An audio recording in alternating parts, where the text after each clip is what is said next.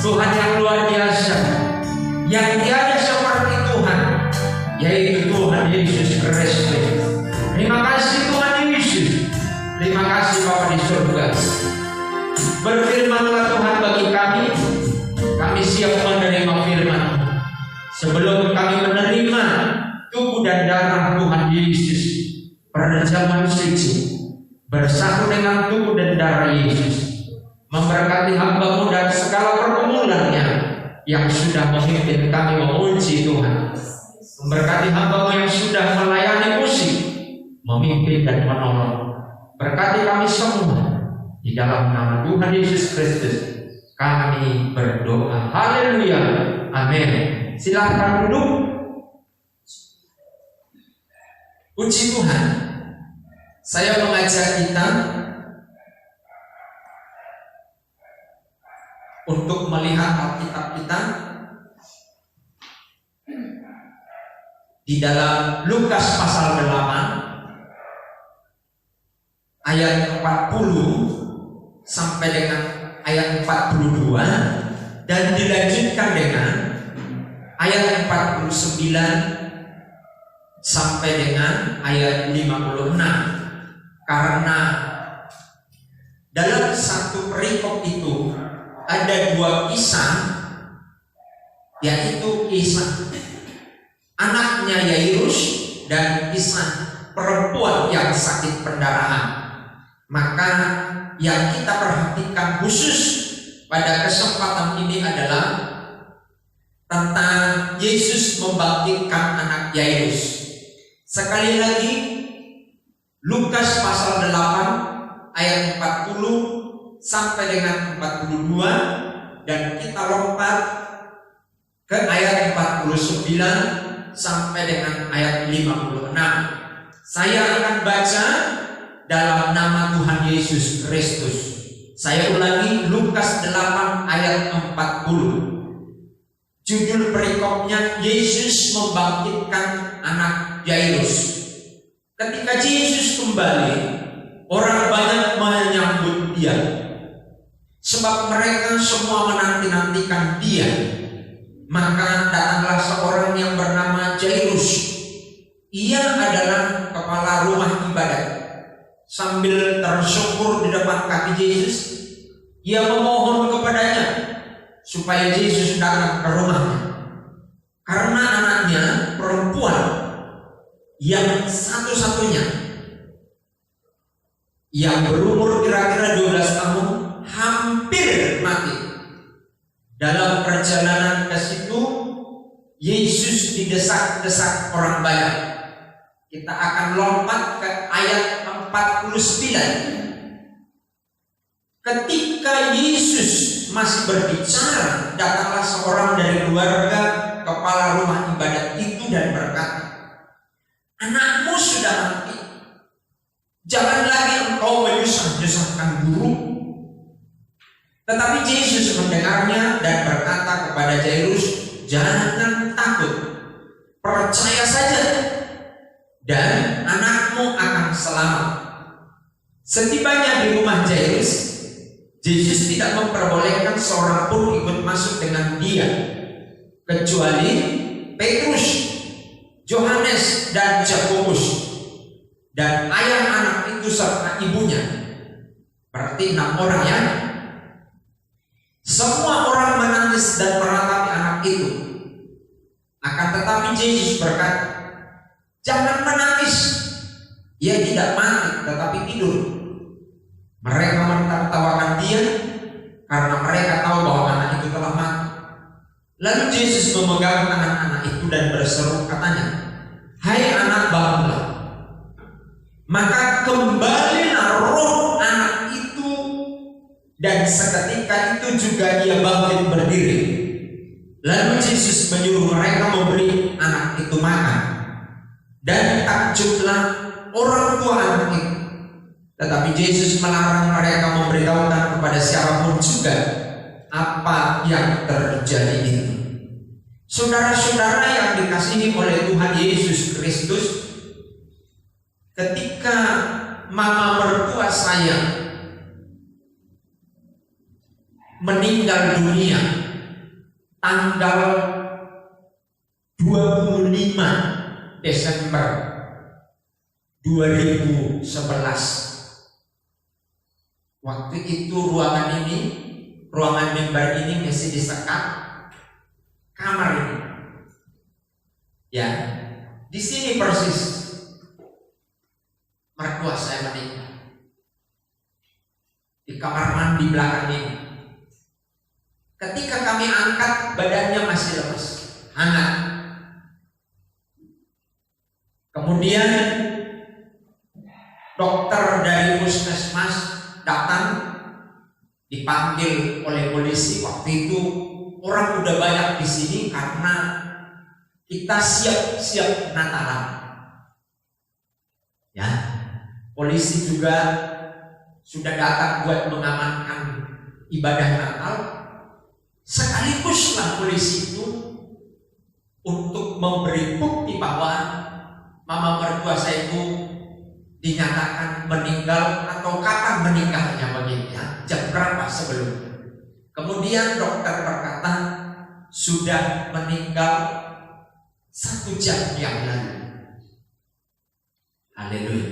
Kami tahunya jam 4. Pintu harus didobrak karena di kamar mandi. Ya. Kemudian setelah dokter datang 1 jam setelah didiagnosa atau dicek bahwa dia sudah meninggal. Nah, saudara-saudara, apa yang dialami oleh Jairus ini, haleluya, sama. Orang-orang sudah memastikan bahwa anak satu-satunya perempuan usia 12 tahun itu udah mati. Jadi ketika Jairus tahu anaknya mati, harapannya kepada anaknya, maka saya pun mengerti bagaimana hatinya Jairus pada saat itu hancur. Saya sama pakai. Jadi dengan kejadian itu saya bisa memahami keadaannya Jairus.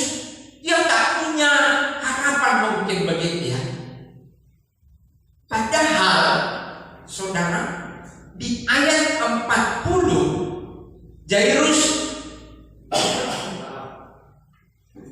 berapi-api melaporkan persoalannya, anaknya yang sedang sakit, satu-satunya umur 12 tahun, anak perempuan semata wayang. Ternyata beberapa waktu kemudian harus menerima pil pahit, meninggal. Saudara tahu, ayat itu berkata Jairus ini adalah kepala rumah ibadah. Haleluya. Jadi kalau dalam Muslim ini ketua DMI, Dewan Masjid Indonesia, kira-kira begitu ya. Nah kalau di kita, haleluya, ya apa itu? Gak ada di gereja ya, Dewan Gereja, pemilik gereja, ya gembala begitulah, ya majelis, artinya aktivis, pelayan Tuhan. Dia begitu serius menyampaikan persoalannya kepada Tuhan. Dan saudara perhatikan, Tuhan respon sebenarnya. Tapi waktu, dengan bergulirnya waktu, maka si anak ini meninggal di tengah jalan. Rupanya Jairus datang dengan jarak yang jauh. Di tengah jalan ketika Yesus sedang melayang berjalan ke rumahnya, ada seorang perempuan yang sakit pendarahan, ya, diurus Yesus dulu. Haleluya. Kan berbondong-bondong nih. Lalu mungkin di peristiwa itu anak dari Jairus ini mati. Haleluya. Saudaraku yang dikasih oleh Tuhan, apa Tuhan tidak peduli dengan Jairus yang setia melayani Dia kepala rumah ibadah. Artinya apa ya? Semua, kalau kepala rumah ibadah itu berarti dia memperhatikan detail rumah ibadah. Kapan mau kebaktian? Jadi dia PIC-nya, katakanlah begitu ya. Ada yang rusak, dia harus tanggung jawab. Ada yang kurang, dia harus usahakan. Pelayan siapa yang hari ini singer, dia harus atur semua. Siapa yang mohon, dia atur semua. Artinya, detail si Jairus ini dalam rumah ibadat dia harus tahu semua. Itu artinya Jairus ini orang yang terlibat dalam pelayanan. Tapi mengapa? Bukankah Yesus sebenarnya? Oh, dia kan pelayan Tuhan. Gak perlu dia ada persoalan. Jangan dia punya persoalan. Apa seperti itu? Ada anak mas?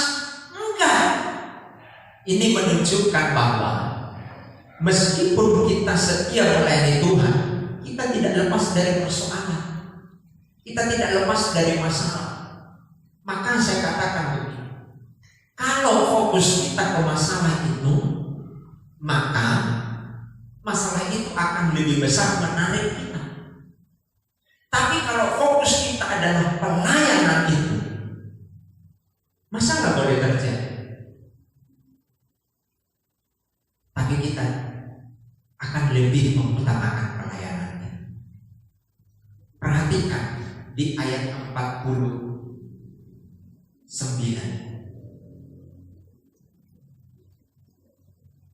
Ketika Yesus masih berbicara dengan perempuan yang pendarahan di ayat 48, datanglah seorang dari keluarga kepala rumah ibadat itu dan berkata, anakmu sudah mati, jangan lagi engkau menyusah-nyusahkan guru.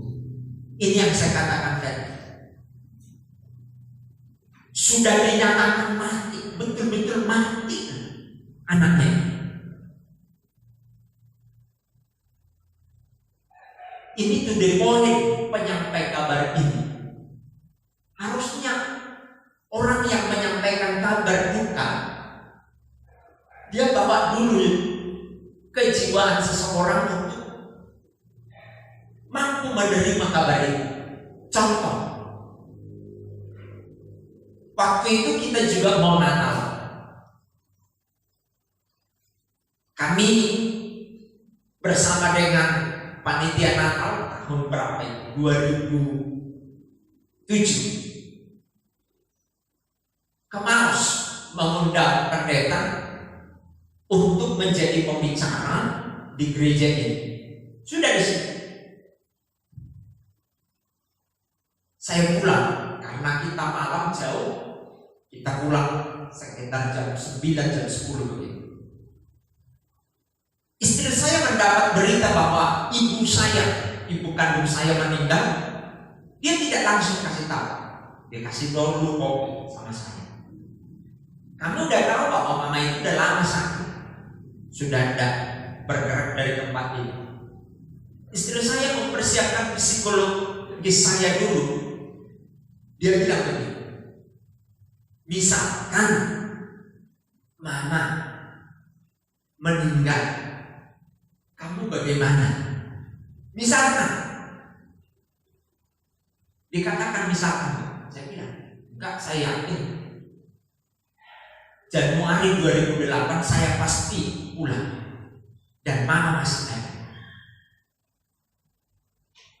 Istri saya sudah lihat saya siap secara psikologis, maka diberitahu mama sudah meninggal. Ada jemaat yang terima telepon disampaikan, lemas saudara. Orang yang menyampaikan berita ini kepada Jairus, dia tidak lihat psikologisnya Jairus. Kan Jairus bersama dengan Yesus nih. Jairus datang kepada Yesus, mohon sembuhkan anak saya. Yesus bersama dengan rombongan dan Jairus mau menuju ke rumahnya Yesus. Di tengah jalan ada yang sakit perdarahan, begitu kan? Nah, di tengah situasi itu ada yang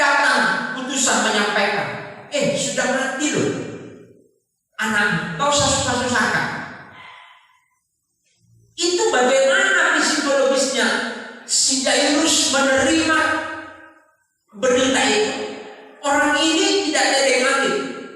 Haleluya. Lalu Yesus berkata begini.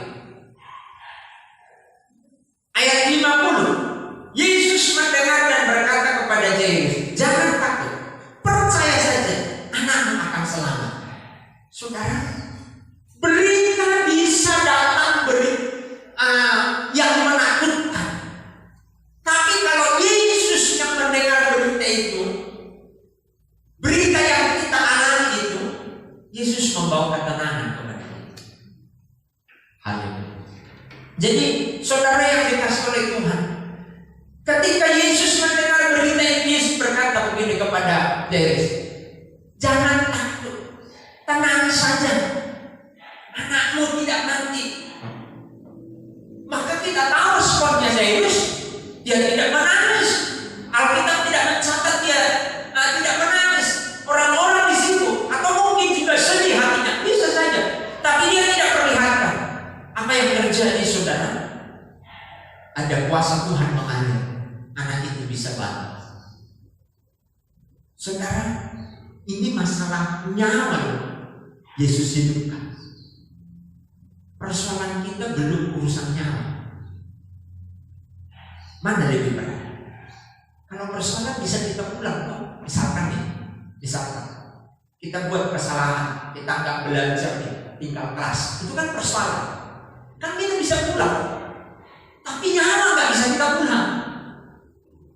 Haleluya. Jadi pelik persoalan yang dialami oleh Jairus, Yesus pun bisa selesai. Perhatikan, Jairus tidak bilang, gak ada bedanya saya pelayan Tuhan, gak ada bedanya saya setia dengan Tuhan dengan orang yang tidak setia dan orang yang tidak melayani. Harusnya ada perbedaan. Gak Jairus katakan seperti itu. Pelayan Tuhan ya harusnya jangan ada masalah. Manusia biasa ya ada banyak masalah, lumrah. Oh, bukan. Pelayan Tuhan justru di situ dia ketika menghadapi lebih jelas persoalan itu, menguji hatinya apakah cintanya kepada Tuhan. Yesus berkata, haleluya, jangan takut, percaya saja, anakmu akan selamat. Kenapa Yesus tidak bilang bangkit? Karena Yesus tahu. Yesus bilang apa? Yesus anakku tidur. Maka jadi anakmu pasti senang. Haleluya. Saudara, saya mau katakan begini. Layanilah.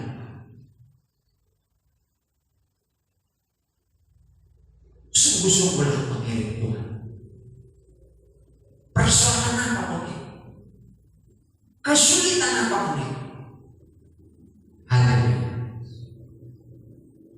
Tuhan bisa selesaikan. Dan ingat, jangan sampai ada persungutan di dalam hati kita. Orang gak dengar, tapi Tuhan bisa dengar persungutan.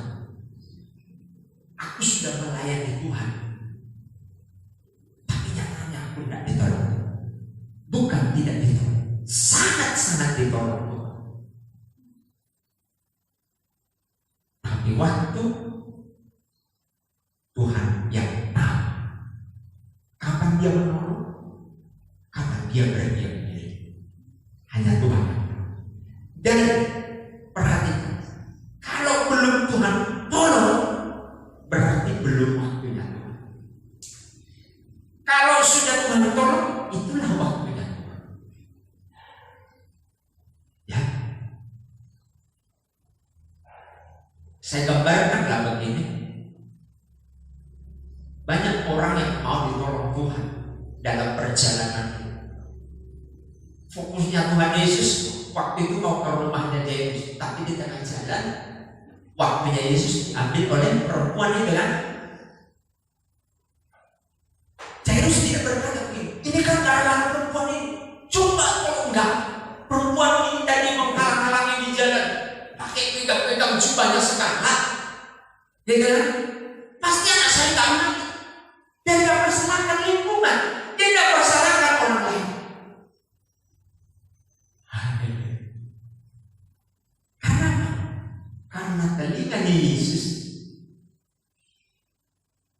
Sesayup apapun suara itu, suara keluhan hati kita dia dengar.